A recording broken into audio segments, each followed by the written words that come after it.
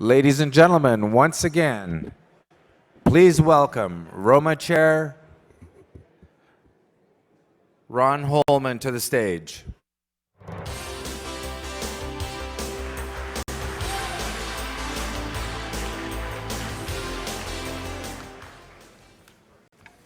Well, thank you, delegates. And it's my pleasure at this point in time to now introduce the Honourable Bill Mauro, the Minister of Municipal Affairs and MPP for Thunder Bay Atikokan. Prior to being elected in 2003, Minister Mauro served as councillor for the city of Thunder Bay, and he has sat where you are sitting today and faced the challenges that you are facing.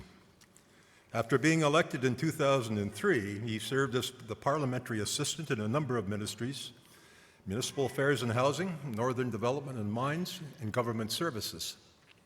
He served as the Minister of Natural Resources and Forestry, not once, but twice, from 2007 to 2009, and then again in the fall of 2014. Each of these ministries impact rural municipal governments.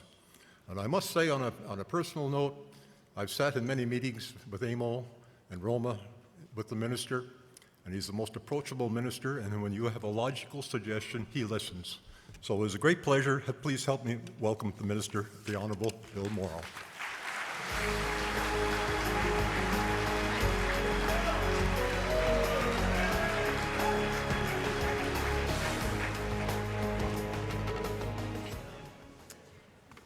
Good afternoon, everybody. If I could, just a couple of notes before I start my remarks.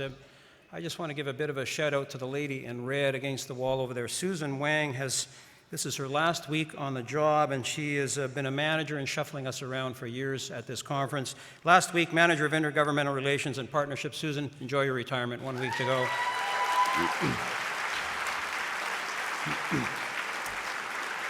And I want to thank my colleagues who are here in the middle of the winter break. I think we have close to 20, including the Premier, who is here, ministers in January who have taken the time to attend this ROMA conference. So I want to say a special thank you to all of them for making this conference better for you. I know you like it when the ministers are here. And a special thanks to a number of them who are courageously going to sit in front of you following my speech in the Bear Pit, holding brand new ministries for the very first time. So a special shout out to them. And of course, Lou Rinaldi, my parliamentary assistant, who is in here now, is very helpful at these conferences. Lou, where are you sitting? He's not even here. Look at that. I take it all back. He is. Listen, thanks for the introduction, Ron. Your work over the years in Rideau Lakes Township is a perfect example of how local leaders can help make their communities thrive. Ontario is made stronger by having committed leaders like you at the helm. I'd like to take a quick moment before I start my remarks to pay tribute to a few colleagues who we've lost since our last ROMA AGM. Doug Good from Rideau Lakes, who passed away last March after a tragic accident. I've heard about Doug's commitment to his community, and it's clear he was a fixture in the Portland area, a guy you could count on to lend a helping hand and who worked so hard to make Rideau Lakes a great place to live. And Mayor Heck McMillan of Trent Hills, who passed away in October.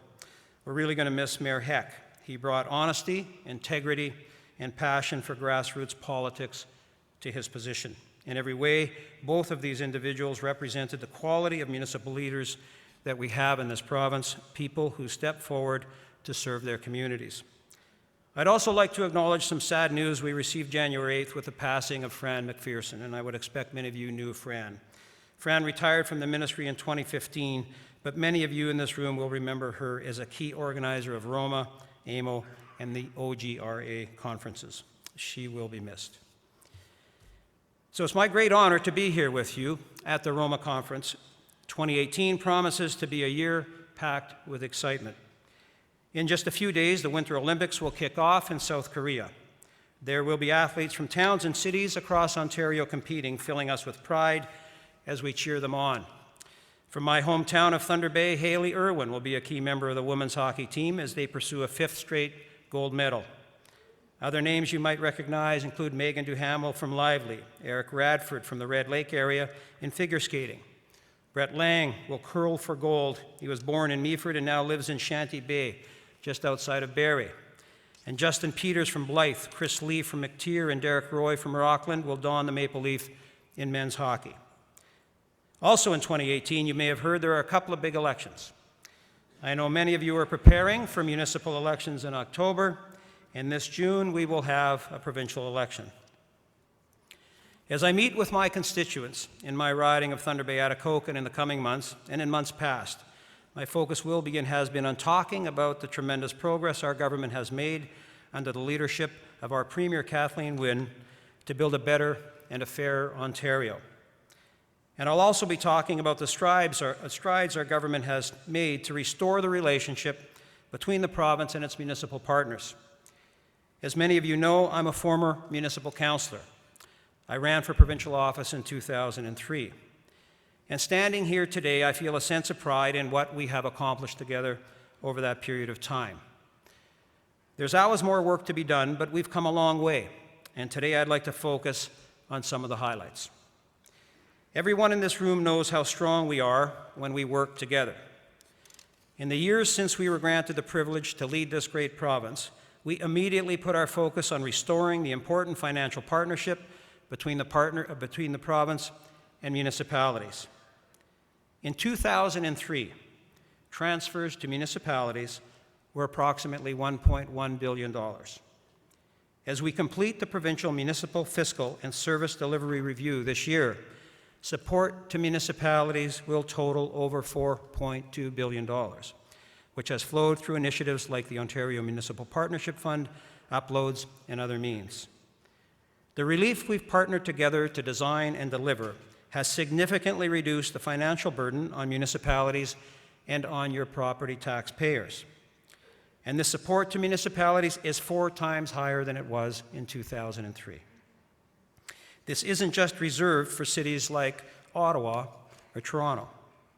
For example, Kenora is benefiting from nearly $5 million as a result of OMPF in uploads. Perth County is benefiting from over $4 million. Brockville, nearly $7 million. I could go on. Funding provided through OMPF or municipal uploads has had a positive effect on smaller municipalities in all corners of the province. These investments have ensured that municipalities have more property tax dollars to invest in local priorities like roads, transit, and economic development. For example, in Oliver Papoonge, in my riding, the support our government is providing equates to approximately $895 per year per residential household. In Kapuskasing, the support equals $1,000 per household. In Chatham-Kent, $570 per household. South Stormont, $501 per household. Support varies across the province and reflects the financial wherewithal of individual municipalities. But no matter where you live, you can count on the province as a partner when it comes to improving municipal fiscal sustainability. Another way the province is partnering with your communities is through infrastructure investments. Whether it's a repair, upgrade, or new build, the growth and prosperity of any community is dependent on the infrastructure that serves its residents. In 01-02, the government of the day committed only $1.9 billion to provincial and municipal infrastructure.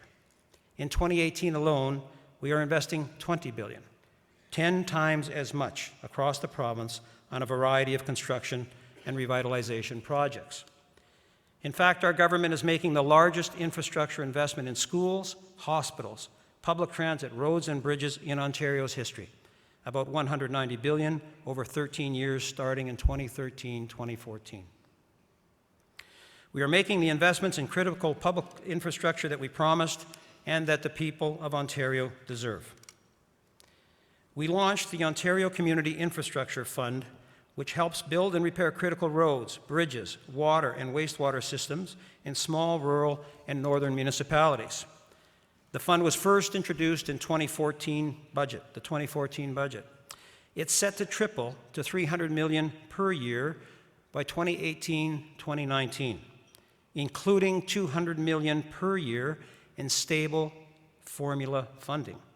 That is money that is predictable, that is bankable, and that is stackable. And we're cost matching a portion of the funding set aside in the federal government's Clean Water and Wastewater Fund. This fund has provided over $536 million in federal infrastructure investments across the province. If you recall on this fund, when it was first announced, it was with a guarantee of 50% federal funding by the federal government, requiring a 50% municipal share. Our government had already announced our allocations for OSIF, for the Ontario Community Infrastructure Fund. We realized that without further provincial funding, some of you would not be able to fully maximize, or at all, the federal program. I worked with my colleague, the Minister of Infrastructure, Bob Chiarelli, and the Premier, and we secured approximately $270 million new dollars to cover half of the municipal share and ensure that the OSIF funding formula could be used and was eligible for the remaining 25% municipal portion of the Clean Water and Wastewater Fund projects. That meant that priority projects could potentially be 100% funded with federal and provincial money, preventing those costs from weighing down your local tax base. Now, I'd like to get a little more specific, if I can, for a minute about some specific infrastructure investments, because no matter how large or small your community is, these investments are critical in helping municipalities catch up, build, and move ahead. In Eastern Ontario, projects have been approved from Morrisburg to Madoc. The impact of these investments has touched literally every corner of the region, with various streams of funding supporting multiple projects. Let me give you a few examples of what this looks like on the ground. It looks like critical upgrades to the Alexandria Sewage Lagoon facility. It's part of a greater investment in North Glengarry through the Clean Water and Wastewater Fund. The province has invested funding to make sure families in that area have access to clean water and modern services. That makes for a safer community while protecting the environment. We want municipalities to determine their own infrastructure priorities, much as North Glengarry did.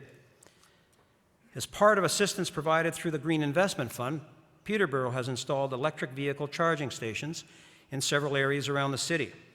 I believe Mayor Darrell Bennett knows the importance of moving towards a cleaner future, and I know many of you agree we need to encourage all Ontarians to make green choices. In Mississippi Mills, we're helping the community by investing in renovations for the El Monte Agricultural Hall.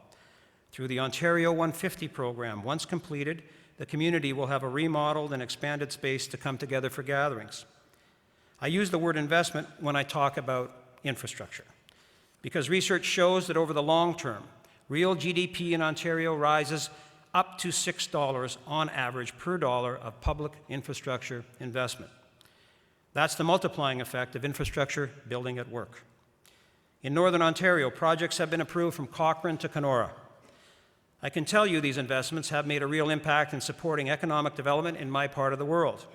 Right in my hometown of Thunder Bay, this looks like the Prince Arthur's Landing revitalization. This amazing project includes a total of over $29 million in funding by the provincial and federal governments through the Infrastructure Stimulus Fund and the Northern Ontario Heritage Fund Corporation. It has transformed the area with a waterfront park and mixed-use village that connects the downtown area to Lake Superior. As you know, building infrastructure is directly associated with improving ways people of all ages get around their communities. As part of the Federal Provincial Public Transportation Infrastructure Fund, Temiskaming Shores is in the process of buying 2 new public transit buses. This will add to their fleet for the 2 bus lines serving their community. We are also helping our northern communities build for the future. The province and the federal government are each providing over $1.4 million for the sewage treatment plant rehab in Atikokan. When completed, the plant will meet today's operational standards and will help support a healthier environment for the residents. In Central Ontario, the Central Region, projects have been completed and approved from Orangeville to Oshawa. Just a few examples.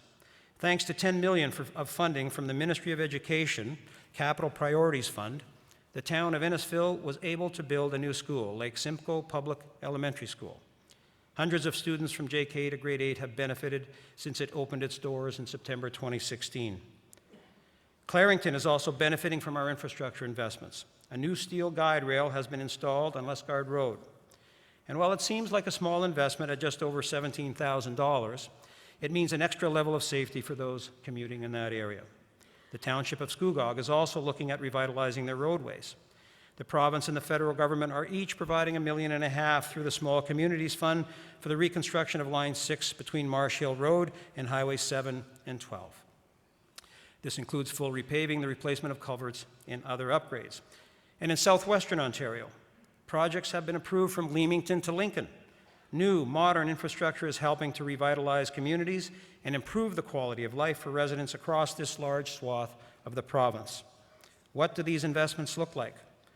They're projects like this affordable housing development in Brantford, which received nearly $3 million in joint federal-provincial funding.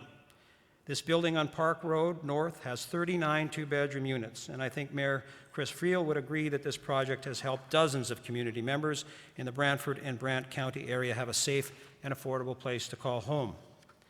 The investments in this region are also helping to improve healthcare services. The City of St. Thomas received funding to expand portions of the St. Thomas Elgin General Hospital. The project included a 3-story addition to the hospital and is now home to a redeveloped emergency department, a surgical suite, and a mental health unit. That's over 100,000 square feet of improved patient care serving St. Thomas and Elgin County. And it celebrated its grand opening earlier this month. And the Half Century Center in Leamington will soon be finished with renovations that will upgrade windows and doors for energy efficiency. This means more savings for seniors at the heart of the community, allowing them to continue to provide activities and educational programs. We're investing in these projects because we're committed to building your municipalities up. And while I have only listed a few examples from regions across the province, our Build On map includes more than 3,500 key projects happening across Ontario. I want to acknowledge the strong role that ROMA plays as your advocate.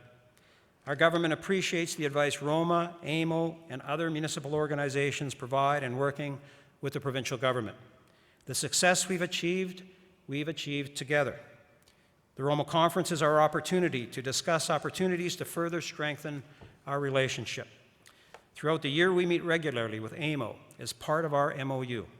We've achieved a number of great policy outcomes through this work. For example, on the building code, we heard feedback around the issue of septic tanks, an important issue in rural municipalities. When we heard that those changes would have been too onerous for smaller municipalities, we made changes to reflect those concerns. My ministry also consulted with you extensively on the Municipal Act and on the Municipal Conflict of Interest Act. As a result of those consultations, we added a definition of what constitutes a meeting. We heard from you on the need to provide better clarity for member of council, local boards, and the public on the definition of a meeting for purposes of the open meeting provisions. And based on your feedback, we defined a meeting to mean where a quorum of members is present and they discuss or otherwise deal with the matter in a way that materially advances the business or decision-making of the relevant council, local board, or committee. Under the Municipal Act, we also listened to your advice and we delayed proclamation for implementing mandatory codes of conduct and the regulation requiring municipalities to have access to an integrity commissioner.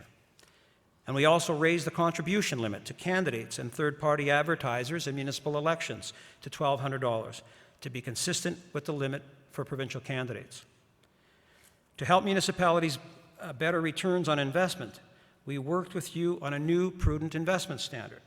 And I hope to bring forward changes that reflect your input in a forthcoming regulation. I also brought forward reforms to the OMB in conjunction with my colleague, the Minister of the Attorney General, Yasser Naqvi, that will give more deference to local decision-making. They received royal assent right before the holidays.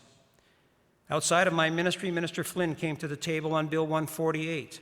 You relayed your concerns to us, and we exempted volunteer firefighters from the equal pay for equal work provision. We heard you on your need to further strengthen municipal fiscal sustainability, and we increased the OMPF funding for rural and northern municipalities, bringing the total of OMPF to $510 million.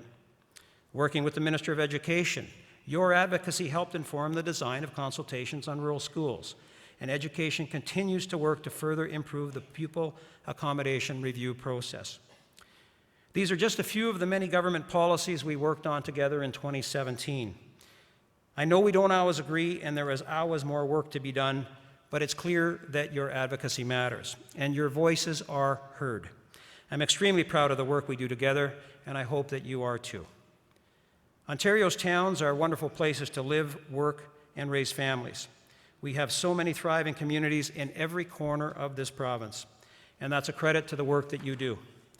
I know the pride that you feel in your communities is not a fleeting emotion. While we are all part of the fabric of this great province, each community has its own unique identity. Like the township of Petrolia, Canada's Victorian oil town, which Mayor John Charles calls the greatest town on earth. Or Algonquin Highlands, the gateway to one of our province's largest and best provincial parks. Or Red Rock, home to the annual Live from the Red Rock Folk Festival. We all have many reasons to share this pride in the place that we call home. It's why each and every one of us is in this room. It's why we work so hard each and every day to make the place where we live the best place to build a life, to raise a family, and to create memories. It's incumbent on each and every one of us in this room to continue making Ontario stronger for our children and for our grandchildren. I want you to know that our government will continue to partner with you to listen and to respond to your needs. I want to thank you for everything that you do to keep our province a vibrant place. Thank you all very much, and I'd like now to invite the Premier and the ministers up on stage to engage in the barricade.